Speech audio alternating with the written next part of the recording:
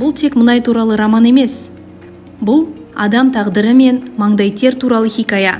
Ильяс Есенберлиннің «Қара алтын» романы қарапайым жұмысшының ерлігін бейнелейтін еңбек дастаны. Мұнай бұрғылау станциясы жұмысшылар бейнесі. Мұнай ел байлығы, ал оны жер бетіне шығаратындар нағыз батырлар. Олар инженер, бұрғышы, слесарь, дәнекерлеуші. Олар еңбек адамы. Олар Қазақстанның болашағы. Ильяс Есенберлиннің «Қара алтын» романы мен жұмысшы мамандығы жылы арасындағы байланыс терең және мазмұнды. Бұл роман өндірістік еңбекке арналған шығармалардың жарқын үлгісі.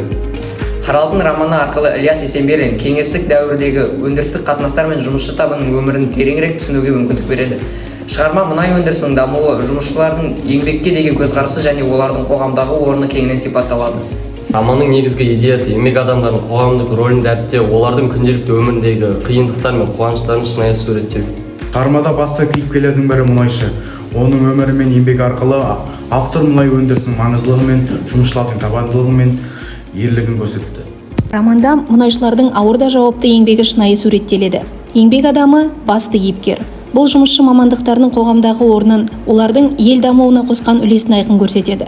Жұмысшы мамандығына деген құрмет пен жауапкершілік сезімі романда басты тақырыптардың бірі.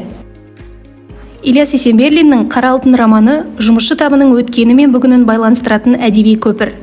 Бұл шығарма жұмысшы мамандығына құрметпен қараудың, еңбек адамының қоғамдағы орнын бағалаудың жарқын үлгісі ретінде жұмысшы мамандығы жылында ерекше маңызға ие. Жұмысшы мамандығына құрмет, өткенге тағзым, болашаққа бағдар. Ильяс Есенберлин, «Қара алтын», маңдай термен келген байлық. Оқып көріңіз, түсініңіз, құрметтеңіз.